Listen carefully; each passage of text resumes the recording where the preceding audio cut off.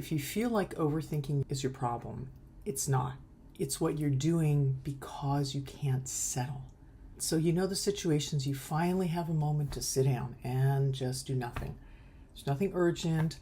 There's nothing clearly wrong, but yeah, you just can't relax, right? Your body's restless and you start scanning. Your mind starts going all these thoughts and then little things pop up, things you forgot, or oh wow, I should do this, or I need to figure that out. Has that ever happened to you, right? And it's like a monkey chatter, and then you follow one thought, zoop, and then there's another one, and then you're planning and organizing and maybe revisiting conversations or thinking about outcomes of your next conversation, and it may even feel productive, or at least you feel justified because there's so much going on. But underneath all that, there's really something else. You're not settled. So no matter how much you think, that doesn't change. And we have become literally addicted to thinking. Yeah? Hi, if you're new here, welcome, or welcome back. If you know me, I'm Leeza Steindorf. I work with people who are done performing their way through life and they want to live and work from something real. And if that's you, go ahead and subscribe so you know when new clips come out, because this channel is really for that kind of shift. So most people think that overthinking creates instability. It doesn't. It's actually the other way around. It's what your system does when it doesn't feel anchored. And people say, I have to keep my hands busy or I start thinking. There's something to that, because when you're grounded, you can think really clearly and then stop. Like you don't get pulled into stuff. There's just a natural endpoint. But when you're not grounded, thinking doesn't land anywhere. It just keeps going and going. It's like this runaway train, if you will, and you follow it.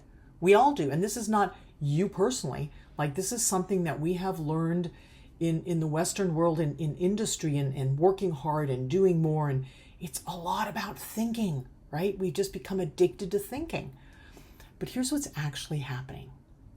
Your system, your entire nervous system, your state of being is looking for ground. It's looking for a place to settle, to just stand.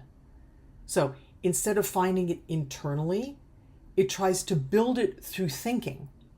It sounds so backwards, but literally that's what we do.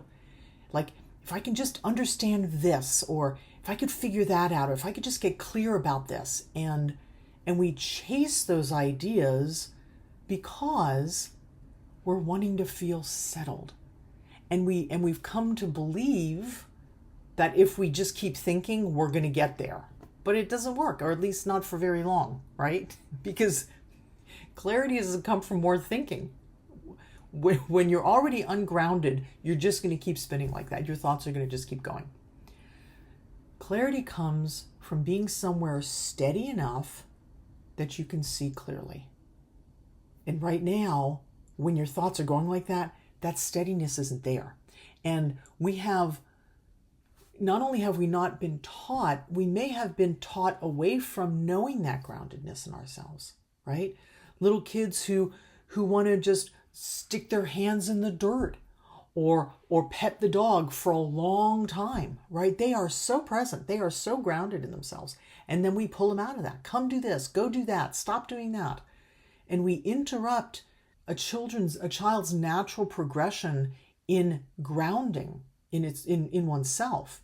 And we are the products of that. We have been taught away from that, pulled away from that. So now here we are in the world, doing things that we want to do, living lives that we want to live, and our thoughts are constantly interrupted and pushing and pulling and going in that same pattern. And we can change that. We have that in our command, is to change our own patternings. So instead of trying to stop overthinking, which just adds another layer to the process and really works actually anyway, notice what's underneath. Yeah. Not the words, not the content of what you're thinking, but the movement. Notice how when you do sit down, zoop, that starts. And there's that pull to keep going. And maybe even this this slight urgency to follow that, right? And there's nothing wrong with any of that. You don't have to judge it or make it wrong. Just notice it. And then if you want to, just gently interrupt it. And you can, not with force, you can do it by just calming, by returning, by becoming aware of something real. It can be the room that you're in. If you were listening to music, you can tune into the music again.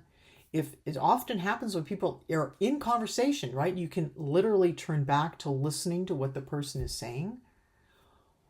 Or if you're on your own, come to your own breath. Come to your body or the room that you're in, right? Or if you're doing a task like knitting or polishing or whatever it is, walking, then come to that. Bring your awareness to that physical experience. And you don't have to fight the thoughts. You don't have to argue with the overthinking. You're basically repatterning how you are in times of quiet. And that doesn't require you to figure anything out. You get to have a choice.